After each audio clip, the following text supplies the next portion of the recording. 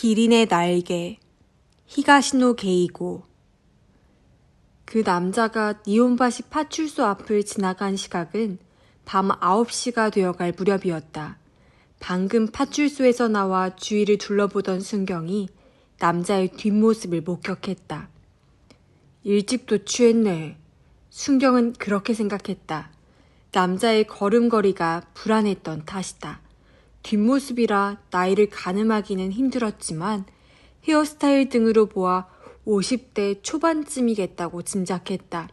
중키에 살이 적당히 찐 남자는 그래도 차림새가 반듯했고 짙은 갈색 양복이 고급스러워 보이기까지 했다. 굳이 불러세워서 주의를 줄 필요까진 없겠군. 순경은 그렇게 판단했다. 남자는 몸을 좌우로 흔들며 다리를 향해 나아갔다. 남자 앞에 놓인 다리는 메이지 44년, 그러니까 1911년에 세워진 국가 중요 문화재 니혼바시 다리다. 이윽고 남자는 다리를 건너기 시작했다. 미스코시 백화점 니혼바시점 쪽으로 가려는 것으로 보였다. 순경은 남자에게서 시선을 거두고 주변을 둘러보았다. 통행인은 약간 줄어든 듯 하지만 복잡하게 교차하는 도로를 오가는 차량은 조금도 줄어들 기미가 없었다. 불경기인데도, 아니 불경기니까 더욱이 사람들은 일을 해야 하는 것이다. 밤이 되어서도 트럭과 상업용 차량은 달리기를 계속하고 있었다. 경기가 좋을 때와 다른 점이라면 운반하는 물품이 별로 값비싼 것들이 아니고 수량도 많지 않다는 것뿐이다. 이곳 니혼바시는 그렇게 땀 흘리며 일하는 상인들이 일본 전역으로 향하는 출발점이었다. 중국인으로 보이는 10여 명의 단체 관광객이 고속도로를 올려다보며 니혼바시 다리를 건너고 있다. 그들이 무슨 말을 주고받고 있을지 순경은 쉽게 상상할 수 있었다. 이렇게 아름다운 다리 위에 왜 저토록 멋대가리 없는 고속도로를 만들었을까? 아마도 그런 이야기일 것이다. 도쿄 올림픽을 개최하기 위해서는 고속도로가 필요했지만 그럴 만한 땅을 확보할 수가 없었기 때문이라고 가이드가 설명하면 광활한 영토를 지닌 나라에서 온 그들은 어떤 느낌일까? 그런 생각을 하며 시선을 다시 옆쪽으로 옮기던 순경의 눈에 아까 그 남자가 들어왔다. 니혼바시 다리 중간쯤에는 2마리의 기린 조각상으로 장식된 기둥이 있는데 남자는 그 기둥의 받침대에 기대어 있었다. 순경이 한참을 지켜보았지만 남자는 이동하는 기색이 없을 뿐더러 움직임조차 전혀 없었다. 네 참, 이 시각에 저런 데서 잠이 들다니. 혀를 끌끌 차며 순경은 성큼성큼 걷기 시작했다. 그리고 고속도로 밑을 지나 니혼바시 다리로 들어섰다. 여전히 오가는 사람은 많았지만 아무도 남자를 눈여겨보지 않았다. 술에 취한 노숙자가 길거리에서 잠들거나 주저앉아 있는 것쯤 도쿄에서는 흔히 볼 수 있는 광경이다. 순경이 남자에게 다가갔다. 아무리 봐도 서양의 드래곤을 꼭 닮은 기린상이 내려다 보이는 아래에서 남자는 마치 기린상을 향해 기도라도 하듯이 등을 둥글게 말고 엎드려 있었다. 이봐요, 괜찮아요? 순경이 남자의 어깨에 손을 얹었다. 아무런 반응이 없었다. 잠든 겁니까? 좀 일어나 보세요. 손에 살짝 힘을 주고 남자를 흔들었다. 순간 남자의 몸이 스르륵 허물어져 내렸다. 순경이 얼른 그 몸을 받쳤다. 이 인간 아주 떡이 되도록 마셨군. 그렇게 생각하는 한편으로 뭔가 좀 이상하다는 느낌이 들었다. 술 냄새가 나지 않았다. 취한 게 아닌가 본데? 어디가 아픈가? 이리저리 살피던 순경의 눈길이 남자의 가슴께에서 멈췄다. 뭔가가 꽂혀 있었다. 그리고 와이셔츠가 검붉게 물들어 있다. 이런, 서해 연락해야 해. 하지만 순경은 늘 사용하던 무전기가 몸 어디에 붙어 있는지 얼른 떠오르지 않았다. 휴대전화 액정 화면에 다음 달 달력을 띄워 맞은편에서도 잘 보이도록 테이블 가운데에 가로로 놓았다. 저 기일이 다음 달 셋째 수요일이거든요. 그러니까 그 전주 토요일이나 일요일이 어떨까요? 그때쯤이면 저도 짬을 낼 수 있을 것 같은데. 날짜를 가리키며 도키코가 물었다. 아무 대답이 없다. 고개를 들어보니 상대의 눈은 휴대전화가 아닌 그녀의 뒤쪽을 향해 있었다. 가가씨! 도키코가 그를 불렀다. 그는 그런 그녀를 제지하듯이 손을 살짝 들었다. 그러면서도 시선은 움직이지 않는다. 움푹 파인 눈에 날카로운 빛이 깃들어 있었다. 도키코는 슬쩍 뒤를 돌아보았다. 두 테이블 건너에 안경 낀 노인이 앉아 휴대전화를 만지작거리고 있었다. 안경은 돋보기인 듯하다. 가가 교이치로가 느닷없이 자리에서 일어섰다. 그리고 노인에게 성큼성큼 다가가더니 말을 건다. 두 사람은 조그만 소리로 이야기를 나눴다. 잠시 후 가가가 도키코가 있는 자리로 되돌아왔다. 무슨 일이에요? 아, 별일 아닙니다. 가가는 커피를 한 모금 마셨다. 아까 저분이 여 종업원한테 볼펜을 빌리더라고요. 그래서요?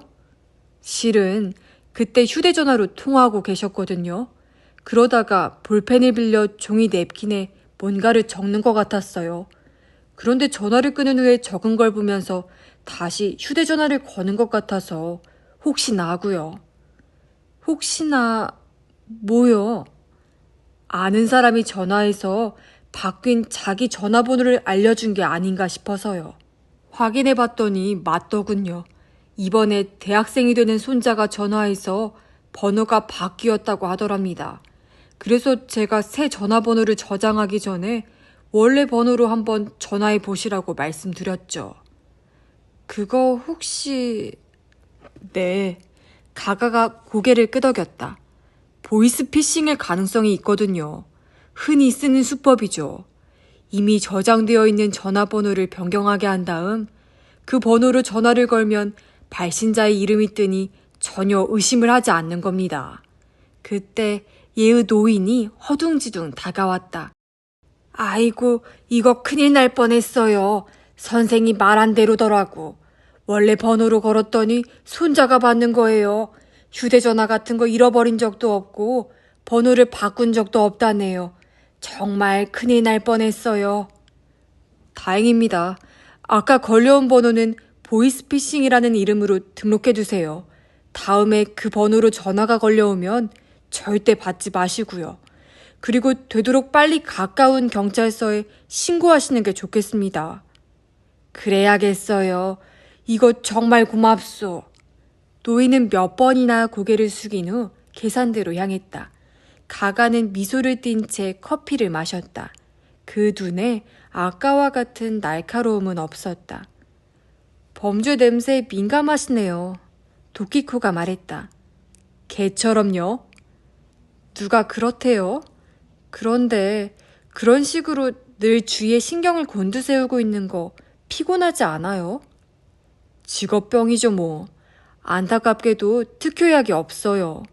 가가는 커피잔을 내려놓고 앞에 있는 휴대전화로 시선을 떨어뜨렸다. 아, 이거 미안합니다. 하던 얘기 계속하시죠. 도키코는 다시 일정에 관한 이야기를 꺼냈다. 가가가 이내 난색을 표했다. 그때는 좀 곤란해요. 다른 날로 했으면 좋겠는데요. 그럼 그 전전 주말로 할까요? 제 스케줄이 어떨까 모르겠네요. 아니에요. 가가가 손을 내저었다. 이번 달부터 다음 달에 걸쳐서 서에 이런저런 일이 많아요. 다다음 달 중순쯤이면 괜찮을 것 같은데. 그러자 도키코가 못마땅한 표정으로 음영이 깊은 가가의 얼굴을 바라보았다. 안 돼요. 기일보다 늦추는 건요. 하지만 시간이 안 나는 걸 어쩝니까? 우리 서는 관할 구역이 넓은 데다 인력이 늘 부족해서 일거리가 쌓여 있거든요. 윗사람한테 부탁해서 내리마사로 다시 돌아오시는 건 어떻겠어요? 거기도 가가가 손가락으로 눈썹 옆쪽을 갈짝거렸다. 별로 한가하지는 않거든요. 도키코가 한숨을 내쉬었다. 바쁘시다는 건 알아요. 늘 예기치 않은 일이 발생한다는 것도 알고요. 하지만 그건 다다음 달도 마찬가지잖아요.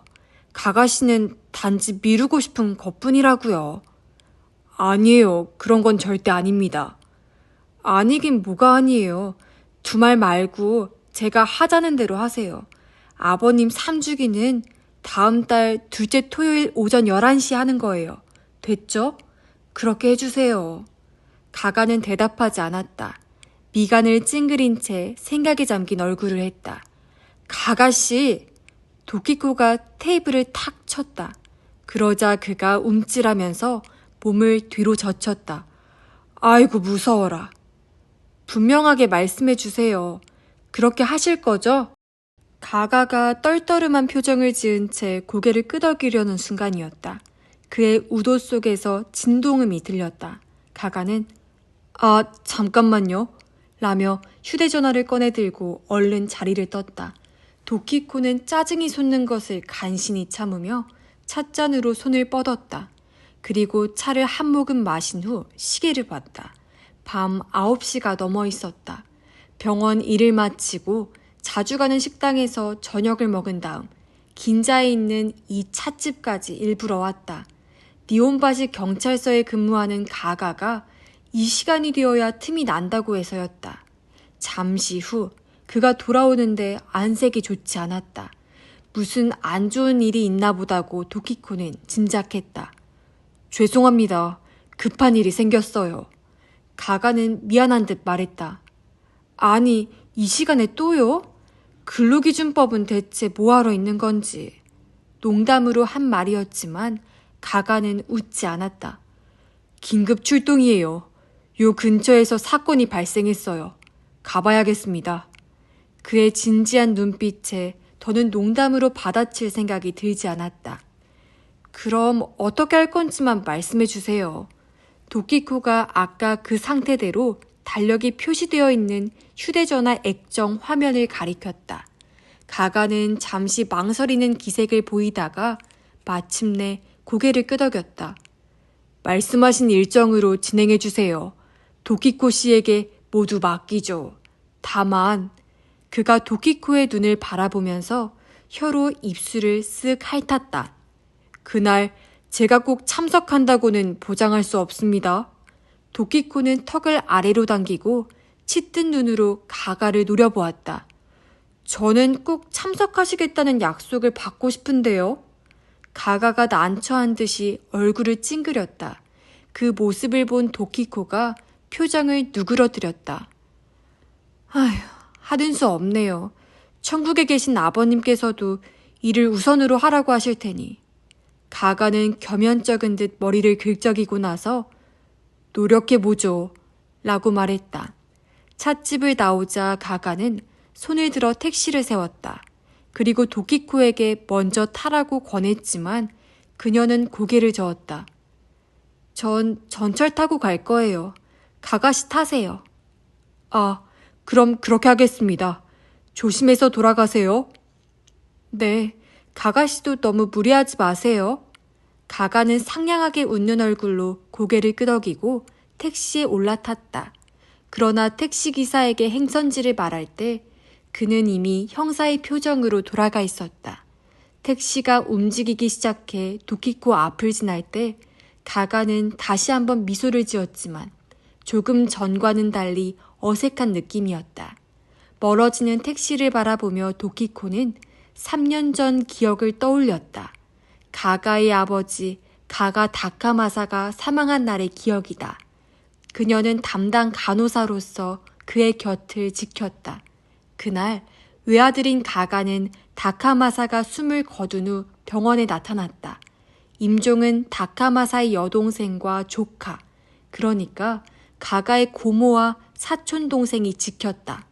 가가는 시간을 맞추지 못한 게 아니라 일부러 아버지가 돌아가신 후에야 나타난 것이었다. 그때만 그런 것이 아니라 그는 아버지가 병원에 있는 내내 면회를 오는 일이 거의 없었다. 주위에서 보기에 상당히 냉담한 자식으로 비추었을 것이다. 그의 사촌 동생인 마스미야는 가가의 그런 태도를 매우 불만스러워하는 것 같았다. 그러나 가가가 결코 매정한 사람이 아니라는 것을 도키코는 알고 있었다. 마음속으로는 아버지의 죽음이 멀지 않았음을 그 누구보다도 슬퍼했고 어떻게든 아버지 본인이 만족스러운 임종을 맞기를 바랐다. 하지만 그에게는 나름의 신념이 있어서 그런 자신의 생각을 겉으로 드러내지 않았다. 다만 그가 이따금씩 도키코에게 보내는 메일에서만은 그의 진심을 엿볼 수 있었다. 도키코는 다카마사가 세상을 뜨고 사흘 후 치러진 장례식에도 참석했다. 조문객의 태반이 경찰 관계자인 듯 했다. 그들 모두가 경외심을 품은 눈빛으로 영정을 바라보는 모습을 보고 도키코는 다카마사가 주위로부터 존경받는 경찰관이었나 보다고 짐작했다. 가가는 상주로서의 역할을 충실히 해냈다. 조문객들이 분향하는 모습을 조금 떨어진 곳에 서서 사촌 동생들과 함께 조용히 지켜보았다. 도키코가 그의 앞을 지날 때는 그가 고맙습니다 라고 인사하고 있다는 것을 입술 모양으로 알 수 있었다. 그 후 한동안은 가가를 만나지 못했다. 하지만 메일은 계속해서 주고받았다.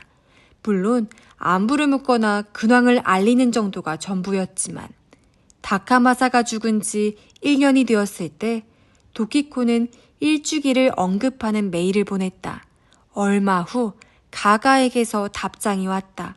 시간이 없어서 일주기를 준비하지 못하고 있다는 내용이었다. 아마도 성묘조차 하지 않으려는 것 같았다. 도키코는 답신에서 함께 성묘를 가자고 제안했다. 구체적인 날짜도 몇 개 적어보냈다. 당혹스러워하는 가가의 표정이 눈에 보일 듯한 답장이 왔다. 그래도 일단은 제안에 응하겠다는 내용이었다. 도키코는 즉시 일정을 정해 메일을 보냈다. 오지랖도 넓은 간호사라고 생각했을 것이다. 도키코 자신도 자기가 왜 그렇게까지 그의 일에 신경을 쓰는지 알 수 없었다. 직업이 직업이니만큼 여태까지 수많은 환자들의 죽음을 지켜보았다. 개 중에는 몇 년 동안이나 간호를 계속해 가족 같은 유대감을 느끼는 환자도 있었다.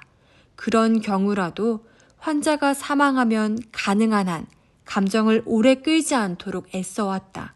그런데 다카마사 부자에 대해서만은 마음이 잘 정리되지 않았다. 무언가 자신이 해야 할 일이 남아있는 듯한 느낌이었다. 약속한 날 두 사람은 함께 다카마사의 묘소를 찾았다. 들어보니 가가가 그곳을 찾은 것은 장례식 이후 처음인 듯 했다. 오히려 그의 사촌 동생이 더 자주 성묘하러 온다는 말을 듣고 도키코는 기가 막혔다. 아버지도 제가 자주 찾아오는 것을 바라시지 않을 겁니다.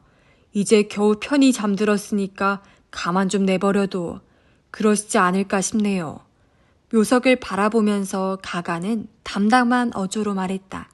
그 옆모습을 보면서 도키코는 뭔지 모를 답답함을 느꼈다. 꼭 해야 할 말이 있는데 그게 무엇인지 알 수 없는 그런 답답함이었다. 그 후로도 메일을 계속 주고받았다. 도키코는 그에게 메일을 보낼 때마다 맨 마지막에 성묘는 다녀오셨나요? 라는 질문을 덧붙였다. 가가는 비교적 성실하게 답장해 주었지만 성묘에 대한 언급은 하지 않았다. 그리고 어느덧 다카마사의 3주기가 다가왔다. 도키코는 그날을 어떻게 지낼 예정인지 메일로 가가에게 물었다. 아니나 다를까 아무 계획이 없다는 대답이 돌아왔다. 바쁘면 자신이 도울 테니 3주기는 꼭 지키라고 회신을 보냈다. 남아있는 사람들이 고인을 기릴 수 있도록 자리를 마련해 주는 것은 유족의 의무라는 다소 강경한 표현을 썼다. 그리고 가가에게 전화가 걸려온 것이 바로 이틀 전이었다. 가가는 고모와 사촌 동생이 하도 시끄럽게 굴어서 3주기를 지내려고 하는데 정말로 도와줄 수 있겠느냐고 물었다. 물론이라고 도키코는 망설이지 않고 대답했다. 그동안 정체되어 있던 무언가가 움직이기 시작한 느낌이었다. 마스미야 슈에이가 현장에 도착했을 때 니온바시다리는 일방통행 상태였다. 봉쇄된 한쪽 차로에는 경찰차가 줄줄이 서 있었다. 중앙로에서 슈와루로 빠지는 일방통행로는 완전히 통행이 금지되어 있었고 교차로 한가운데에서 제복을 입은 경찰이 교통정리를 하고 있었다. 도로 반대쪽에는 방송국 스태프인 듯한 사람들의 모습이 보였다. 그러나 구경꾼의 수는 그리 많지 않았다. 피해자는 진즉 병원으로 이송됐고 눈에 띄는 범행 흔적이 남아있는 것도 아니어서 지나가다 굳이 걸음을 멈출 이유는 없을 것이다.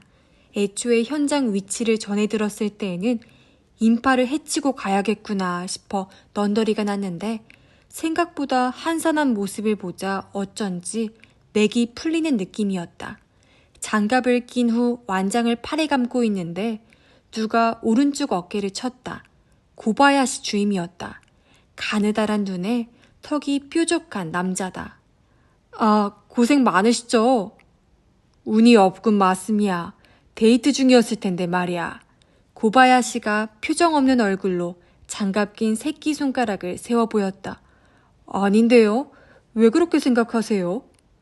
아까 퇴근할 때 보니까 들썩들썩 하던데 출동이 없어서 다행이라는 표정으로 말이지. 당번 때 출동 명령이 없으면 주인님이라도 기쁘지 않겠어요? 가족과 느긋하게 지낼 수 있잖아요. 그러자 고바야시가 콧방귀를 뀌었다. 집에 있다가 연락받고 나오려고 했을 때 내 딸 표정이 어땠는지 보여주고 싶구만. 이제 당분간 아빠의 찡그린 얼굴을 안 봐도 되니 다행이다 하며 시원해하는 느낌이더라고. 마누라도 옆에서 똑같은 표정이고. 내 미리 말해두는데 만일 마스미야 자네가 결혼해서 딸이 생기면 그 딸이 중학교에 올라갈 때가 이별할 때라고 생각하면 돼. 시집갈 때가 아니고 말이야. 마스미야는 피식 웃으면서 기억해두죠 라고 대답했다.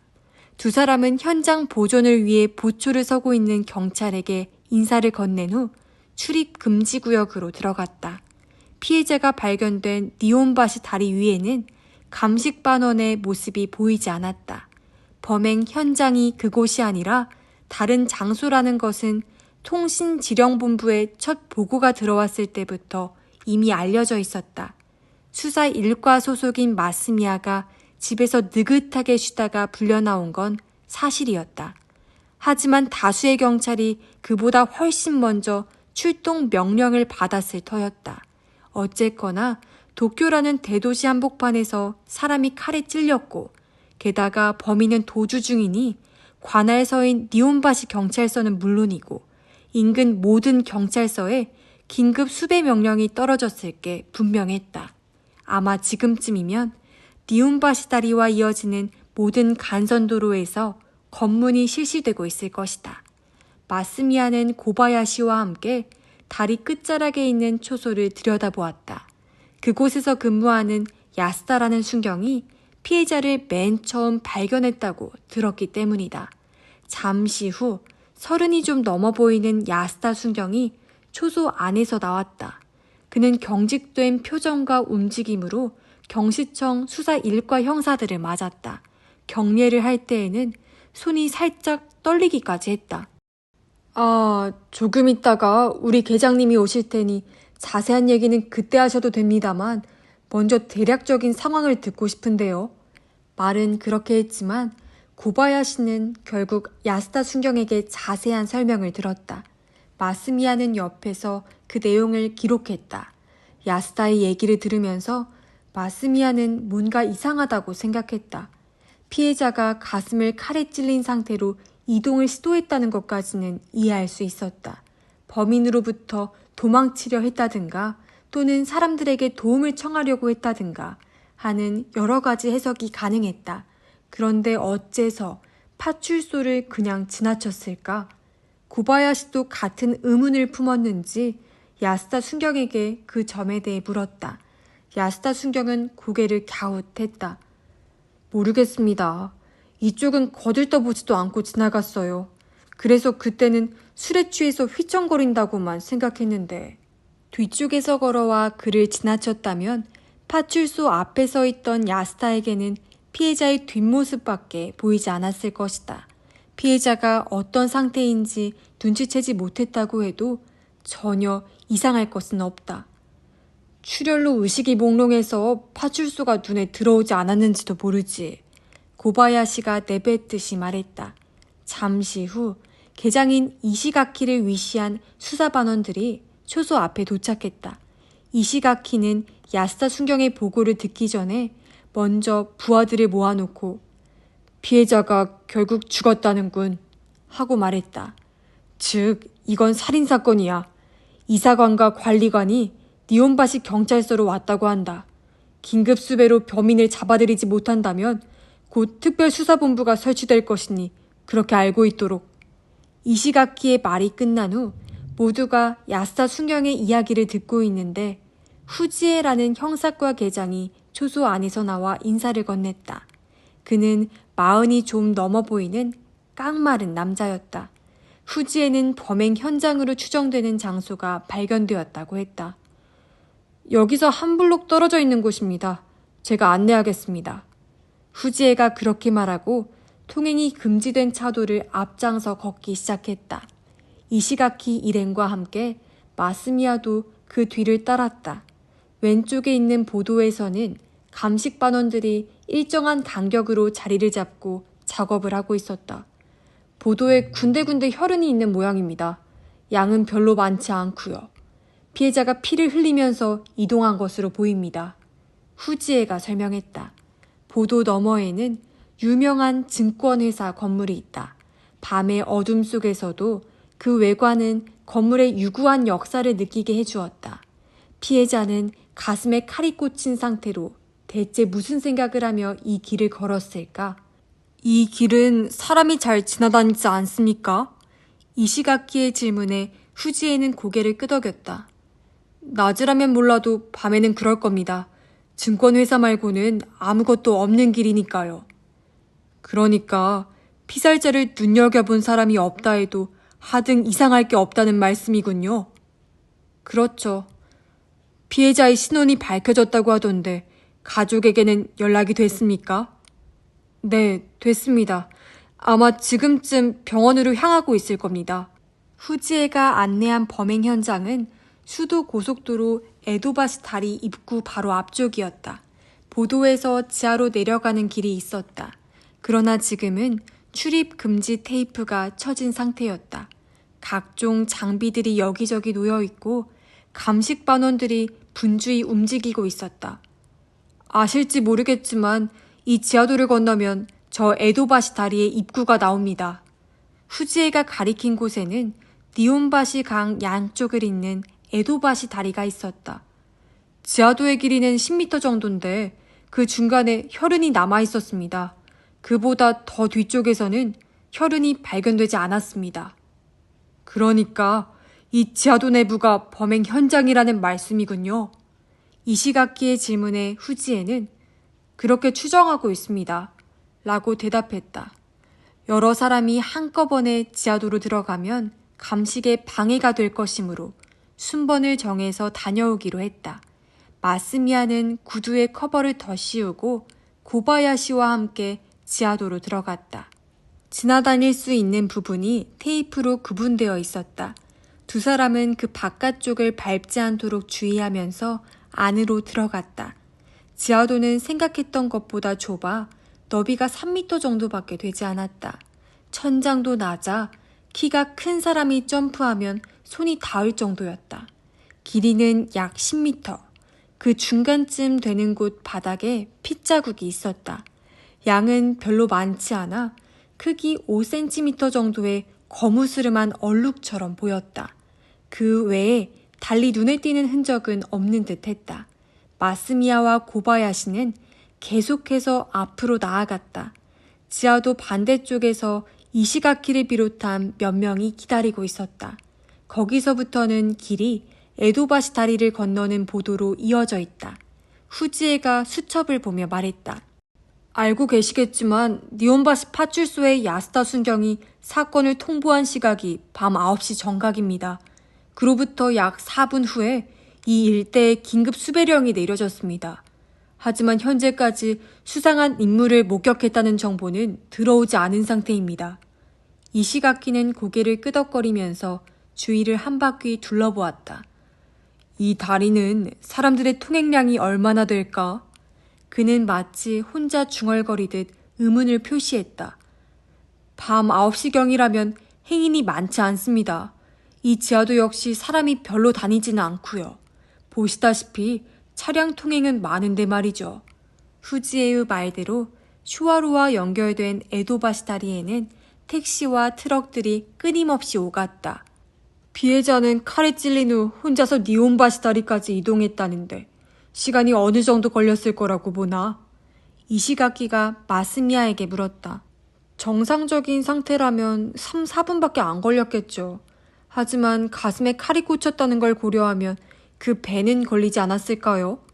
마스미야는 상황을 머릿속에 그려가며 신중하게 대답했다. 그렇겠지. 그럼 약 10분이라고 치고. 그 정도 시간이면 도망칠 방법이 얼마든지 있었겠군. 택시 회사들에는 이미 연락을 취했습니다. 후지에가 말했다. 하지만 그 시간대에 이 근처에서 범인으로 보이는 인물을 태웠다는 정보는 아직 들어오지 않았습니다. 만일 택시를 타지 않았다 해도 고바야시가 작은 소리로 말하며 강 건너쪽을 손가락으로 가리켰다. 저 다리만 건너면 범인으로서는 도망친 거나 다름없었을 거야. 마스미야도 고바야시가 가리키는 쪽으로 시선을 돌렸다. 다리 건너에 슈와루를 가로지르는 횡단보도가 보였다. 그곳에는 지금도 오가는 사람이 많았다. 아닌 게 아니라 범인이 저 인파 속으로 도망쳤다면 일이 귀찮아질지도 모르겠다고 마스미야는 생각했다. 병원에 거의 다 와가는데 뒷좌석에 앉은 후미코가 부스럭거리기 시작했다. 가방 속을 뒤지는 모양이었다. 조수석에 앉은 유토에게도 그녀의 초조함이 전해졌다. 왜 그래? 하루카가 물었다. 아유, 깜빡한 것 같아. 후미코가 기어들어가는 소리로 대답한다. 설마 지갑? 응. 뭐라고? 하루카가 비명에 가까운 소리를 냈다. 유토도 저도 모르게 혀를 찼다. 엄마, 도대체 뭐 하는 거야? 그게 허둥대느라고. 그래도 그렇지. 라고 말하고 싶은 걸 유토는 가까스로 참았다. 엄마가 중요한 순간에 깜빡깜빡하는 건 새삼스러운 일이 아니다. 오가는 대화를 들었는지 운전사가 두고 오신 게 있나요? 라고 물었다. 그런가 봐요. 후미코가 미안한 듯이 대답했다. 돌아갈까요? 아니에요. 나 돈 좀 있어. 유토가 택시 미터를 봤다. 맥으로 집에서부터 타고 왔지만 그다지 큰 액수는 아니었다. 유토는 만일을 위해 들고 온 자신의 지갑을 꺼내 속에 든 돈을 확인했다. 택시비는 되겠어. 다행이네. 라고 후미코가 중얼거렸다. 그러나 목소리에 기운이 하나도 없었다. 그녀에게는 지금 지갑이 문제가 아닐 것이다. 그건 유토도 마찬가지였다. 밤 11시가 가까워 오는데도 도로가 몹시 혼잡했다. 그리고 경찰차가 유난히 눈에 많이 띈다. 무슨 일이 생겼나 봅니다. 라고 운전사가 말을 붙이는데 무시하기도 그렇고 해서 글쎄요. 라고 애매하게 대꾸했다. 이윽고 택시가 병원에 도착했다. 세 사람은 정면 현관 앞에서 내렸다. 그런데 현관문 안쪽이 캄캄했다. 자동문도 열리지 않는다.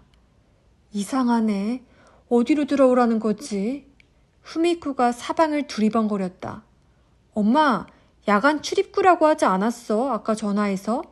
하루카의 지적에 후미코는 손으로 입을 막았다. 아, 맞다. 경찰이 그렇게 말했었지. 유토가 또 혀를 찼다. 뭐야, 엄마. 제발 정신 좀 차려. 출입구를 찾아 셋은 건물 옆으로 돌아갔다. 그러자 앞쪽에서 손전등을 든 땅딸막한 남자가 나타나 아오야기 씨입니까? 하고 물었다. 네, 그런데요. 후미코가 대답하자 남자는 손전등을 끄고 세 사람에게 다가와 경찰 배지를 보여주었다. 기다리고 있었습니다. 남자는 니온바시 경찰서의 형사였다. 제 남편은... 후미코가 물었다. 상태가 어떤가요? 그러자 형사의 얼굴에 복잡한 표정이 떠올랐다. 세 사람이 아무것도 모르고 있다는 사실에 당황한 듯 했다. 그 순간 유토는 사태를 파악했다. 정말 하고 형사가 운을 뗐다. 정말 유감입니다만 이곳으로 이송되고 얼마 안 있어 사망이 확인됐습니다. 삼가 조의를 표합니다. 형사가 힘들게 내뱉는 말을 유토는 마치 남의 일인 양 들었다. 사실로 받아들일 수 없다는 심정과 역시 하는 생각이 가슴속에서 교차했다. 유토 옆에서는 하루카가 양손으로 입을 막은 채 눈을 휘둥그렇게 뜨고 얼어붙은 듯이 서 있었다. 거짓말! 후미코가 소리쳤다. 어떻게 그런 말을... 왜죠? 왜 그래야 하죠? 그 사람이 왜 살해당해야 하냐고요. 형사에게 악을 쓰며 달려드는 엄마를 유토가 팔을 붙잡아 말렸다. 후미코는 무너지듯 그 자리에 주저앉았다. 그리고 꺽꺽 흐느끼기 시작했다. 하루카도 선체로 울음을 터뜨렸다. 두 사람의 울음소리가 어둠을 깨뜨리며 퍼져나갔다. 저희 아빠의 시신은 어디에 있나요? 유토가 형사에게 물었다. 안내해드리죠. 저를 따라오세요. 가요, 엄마. 하루카도. 이렇게 울고 있을 때가 아니야. 유토가 후미코를 일으켜 세웠다. 바닥에 자신들의 그림자가 드리운 걸 보자 그제야 겨우 현실감이 들었다. 죽은 다케아키의 얼굴은 상상했던 것보다 훨씬 말끔했다. 골프로 그을린 피부 역시 가무잡잡한 그대로여서 숨을 쉬지 않는다는 것만 빼면 평소에 잠든 얼굴과 별다를 바 없었다. 굳이 지적하자면 표정이 온화하다는 점이 다케아키답지 않았다. 잠들었을 때조차 불퉁하게 뭔가 생각에 잠긴 것처럼 보이는 게 유토의 기억에 남아있는 아빠의 얼굴이다. 여보, 후미코는 무릎을 꿇고 앉더니 죽은 남편의 얼굴을 쓰다듬기 시작했다. 왜 이렇게 된 거야, 왜? 그녀는 같은 말을 하고 또 했다. 하루카는 침대 가장자리에 얼굴을 묻고 있어 표정을 볼 수 없었지만 등이 가늘게 떨리고 훌쩍이는 소리가 새어나왔다. 일부러 배려해서 그러는 것인지 형사는 세 사람만 남겨두고 병실을 나갔다. 유토는 아빠의 시신 앞에서 자신이 뭘 어떻게 해야 하는지 판단이 서지 않았다.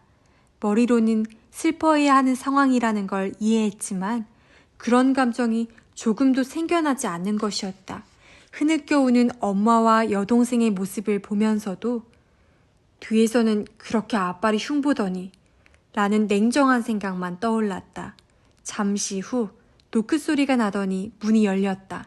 아까 그 형사가 슬며시 얼굴을 들이밀었다. 저 괜찮으시다면 잠시 말씀을 좀 나눴으면 하는데요. 유토가 엄마를 보았다. 어떻게 할래? 후미코는 고개를 끄덕이고 손수건으로 눈물을 훔치며 일어섰다. 네, 그러죠. 저희도 여러 가지로 묻고 싶은 게 있으니까요. 형사는 고개를 끄덕하고서 그러시겠죠. 라고 대답했다. 다케아키가 누워있는 방과 같은 층에 담화실이라는 팻말이 붙은 방이 있었다. 그곳에서 후미코 일행은 형사와 마주 앉았다. 니온바시가 어디 있는지는 아시죠? 니온바시 다리 말입니다. 니온바시 강에 걸쳐져 있는 다리요. 미스코시 백화점 근처에 있는 거 말인가요? 후미코가 묻자 형사는 네, 그렇습니다. 라고 대답했다. 오늘 밤 9시경 아오야기 씨가 그 다리 위에서 칼이 찔린 채 발견이 됐습니다. 처음 발견한 사람은 니온바시 파출소에 근무하는 순경이었고요. 거기서 칼에 찔렸다는 건가요? 아니요, 그렇지 않습니다. 찔린 곳은 다른 장소였습니다. 아오야게 씨는 니온바시 다리까지 혼자서 이동했습니다. 가슴에 칼이 꽂힌 상태로 말입니다. 발견된 후에는 곧바로 구급차에 실려서 병원으로 이송됐습니다. 소지하고 계시던 휴대전화에 집이라고 등록된 번호가 있어서 구급차에 동승한 경관이 댁으로 연락을 드렸다고 합니다. 후미코가 받은 게 바로 그 전화였던 모양이다. 지금으로부터 약 1시간 전의 일이다. 그때는 우리 남편이 아직 살아있었나요? 아마 그럴 겁니다. 하지만 이미 꽤 위독한 상태였던 것은 확실합니다. 자세한 건 부검 결과가 나와야 말씀드릴 수 있겠지만요. 부검이라는 말에 유토는 이것이 중대한 형사사건이며 자신들이 당사자라는 사실을 새삼 깨달았다. 대체 누가 그런 짓을 한 거죠? 범인은 잡혔나요? 후미코가 물었다. 아니요, 현재 도주 중입니다. 범인의 정체에 대해서는 알려진 게 없습니다만 지갑이 없어진 것으로 보아 금품을 노린 강도에 의한 범행일 가능성이 있습니다. 현재 긴급 수배령이 내려져 있습니다. 니온바시 서뿐만이 아니라 인근 모든 경찰서의 인력이 동원돼서 범인 수색에 총력을 기울이고 있습니다. 경시청 기동수사대도 출동했고요.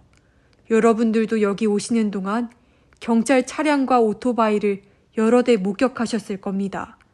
형사의 말을 인정한다는 듯 유토가 고개를 끄덕거렸다. 범인이 멀리 가지는 못했을 겁니다. 곧 잡힐 걸로 봅니다. 확신에 찬 형사의 말에 유토는 그래서요 라고 묻고 싶은 것을 간신히 참았다. 아빠는 이미 죽었다. 아무리 범인이 체포된다 한들, 그래서 사형에 처해진다 한들 죽은 사람이 살아서 돌아오지는 않는다. 아마도 내일부터는 물리적으로나 정신적으로 힘든 나날이 시작될 것이다. 절망적인 앞날을 생각하니 유토는 현기증이 나는 것만 같았다. 갑자기 분노가 치밀어 올랐다. 어디 사는 누구인지는 모르지만 왜 남에게 이런 짓을 한단 말인가. 형사는 다키야키의 생년월일과 출신지, 근무처, 경력 등의 프로필과 일상생활에 대해 물었다. 또한 친구 관계가 어땠는지, 특별히 사이가 나쁜 사람이 있었는지, 일이나 사생활의 문제는 없었는지에 관해서도 물었다. 그러나 세 사람 모두 다케아키의 경력에 관한 것 이외에는 무엇 하나 제대로 대답할 수 없었다. 다케아키가 집에서는 회사 이야기를 좀처럼 하지 않았던 것이 사실이지만 자신들이 무관심했다는 것도 인정하지 않을 수 없었다. 형사가 난감한 표정으로 수첩을 들여다보았다. 세 사람이 질문에 대답할 때마다 수첩에 그 내용을 기록했지만 아직까지 수사에 도움이 될 만한 것이 거의 없었기 때문이다. 형사가 아무 도움이 안 되는 이 유족에게 짜증을 느끼고 있는 건 아닐까. 유토는 그런 상상을 해보았다. 그때 형사의 품속에서 진동음이 들렸다. 그는 잠깐 실례하겠습니다. 라고 말한 뒤 방을 나갔다. 후미코가 깊이 한숨을 내쉬었다. 그리고 두통을 잠재우기라도 하려는 듯 이마에 손을 댔다. 도대체 왜 우리에게 이런 일이 생겼을까? 뭐 짚히는 거 없어, 엄마? 없어. 그런 게 있을 리 없잖아. 당장 내일부터 어떻게 살아야 할지. 회사에서 좀 도와주려나? 엄마는 수입을 걱정하는 듯 했다. 남편이 죽은 지 몇 시간이나 됐다고. 경박스럽기는. 얼핏 그런 생각이 스쳤지만 유토는 자신도 그런 생각을 할 처지가 못 된다는 것을 금세 깨달았다. 실은 유토의 머리 한 구석에도 앞으로 생활을 어떻게 해야 하는지, 대학에는 갈 수 있을지 그런 생각들이 이미 자리하고 있었기 때문이다. 잠시 후 돌아온 형사의 얼굴에 조금 전보다 생기가 돌았다. 알려드릴 일이 있습니다. 의심가는 인물이 나타났다는군요. 유토는 숨을 삼켰다. 범인이 잡힌 건가요? 후미코가 물었다. 아직 범인인지 아닌지는 확실하지 않습니다. 젊은 남자라고 합니다만 그래서 의논 드리는 건데 혹시 지금 니온바시 경찰서로 함께 가주실 수 있을까요? 만나는 건가요, 우리가? 후미코가 그렇게 반문했다. 절박한 심정이 목소리에 묻어나왔다. 우리가 남편을 찔러 죽인 범인을 만나는 건가요? 형사가 손을 내저었다. 그런 게 아니라 확인해 주셨으면 하는 게 있어서요. 그리고 아직 그 인물이 범인으로 확정된 것도 아닙니다. 부탁드려도 되겠습니까? 후미코가 유토를 향해 고개를 돌렸다. 거절할 구실이 생각나지 않았다. 가보죠 뭐. 유토가 말했다. 약 30분 후 후미코 가족은 경찰차로 니온바시 경찰서에 도착했다. 밤이 깊었지만 경찰서 주변에는 매스컴 차량들이 모여들어 있었다.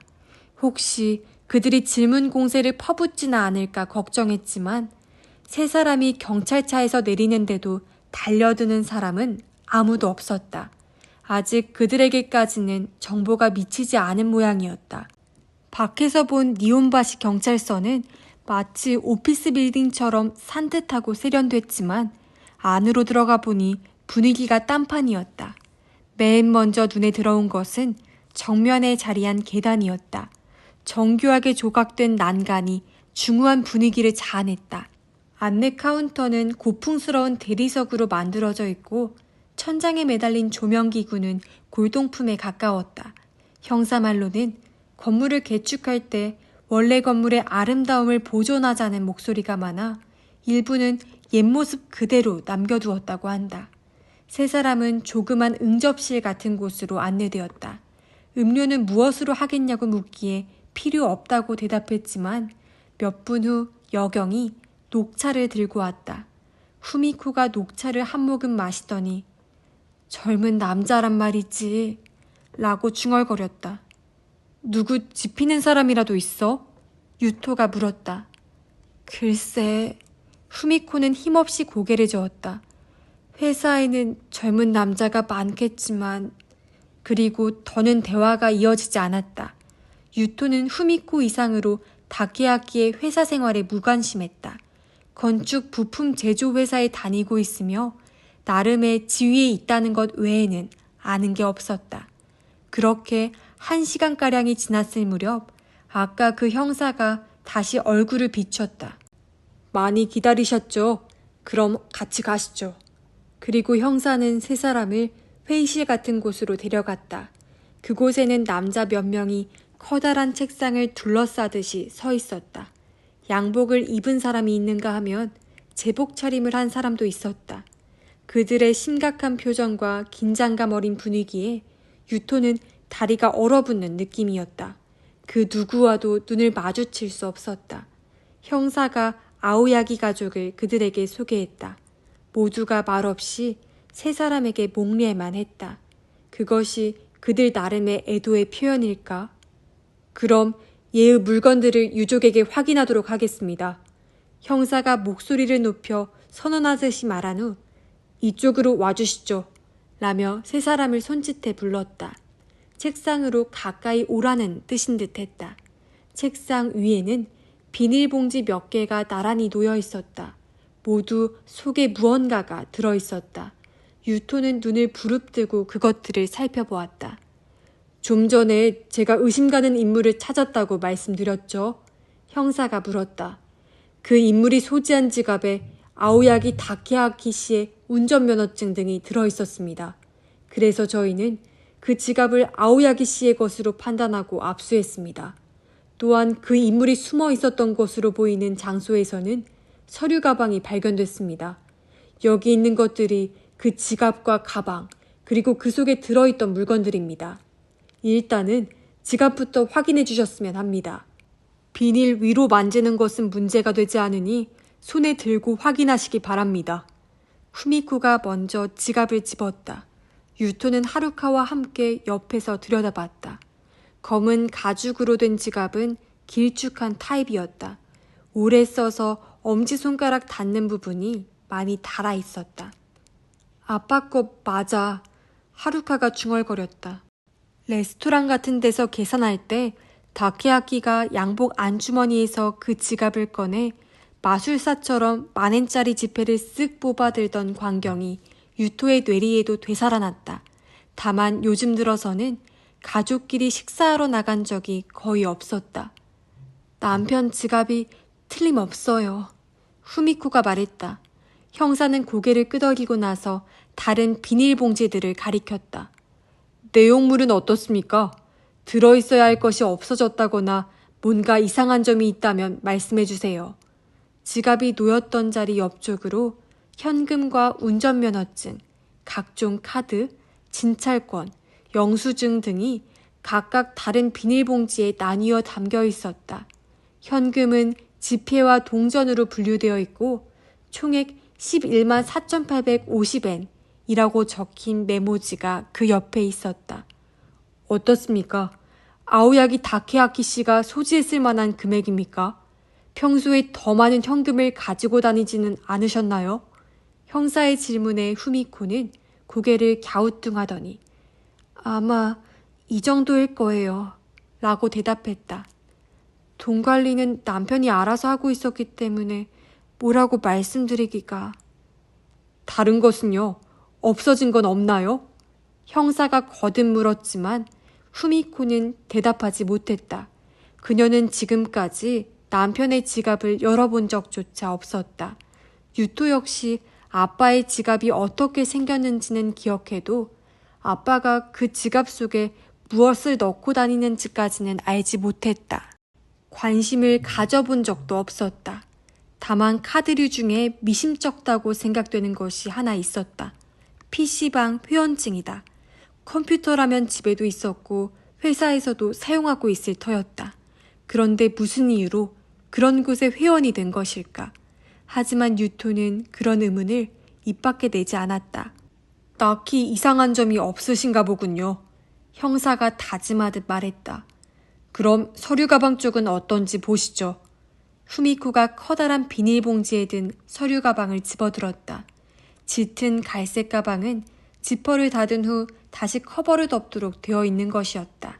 어깨에 멜 수 있는 타입인 듯 했지만 매는 끈은 따로 떼어놓은 듯 달려있지 않았다. 남편 거예요. 라고 후미코가 말했다. 남편이 부탁해서 제가 백화점에 가서 사다 줬거든요. 확실해요. 형사는 고개를 끄덕이고 다시 다른 비닐봉지를 가리켰다. 내용물은 어떻습니까? 유토가 시선을 옆으로 옮겼다. 줄줄이 놓인 비닐봉지 속에는 각각 서류와 수첩, 안경 케이스, 명함 지갑, 필기구, 문고본 등이 들어있었다. 모두 처음 보는 것이라서 할 말이 없었다. 그런데 유독 눈길을 끄는 것이 있었다. 디지털 카메라였다. 후미코도 같은 생각인지 그걸 집어들었다. 그게 무슨 문제라도 있습니까? 형사가 물었다. 후미코가 고개를 갸웃하더니 유토와 하루카에게 카메라를 내밀었다. 너희들 이거 본 적 있어? 아니? 하고 유토가 대답했다. 하루카도 고개를 저었다. 남편분께서 일이나 취미로 디지털 카메라를 사용하신 적이 없었습니까? 글쎄요. 그런 취미는 없었던 것 같아요. 후미코는 카메라를 책상에 도로 내려놓았다. 그때였다. 제가 좀 봐도 될까요? 누군가 그렇게 말했다. 검은색 양복 차림의 키 큰 남자였다. 그는 얼굴에 음영이 깊고 눈매가 날카로웠다. 그가 긴 팔을 뻗어 비닐봉지 하나를 집어들었다. 안경과 안경 케이스가 든 것이었다. 이것도 남편분의 물건이 맞습니까? 그는 후미코의 얼굴을 뚫어질 듯이 바라보았다. 네, 남편 안경이에요. 이 케이스도 부인이 사주신 건가요?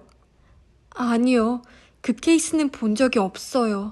남편이 샀나 봐요. 고풍스러운 문양이 새겨진 안경 케이스는 유토도 처음 보는 것이었다. 그렇군요.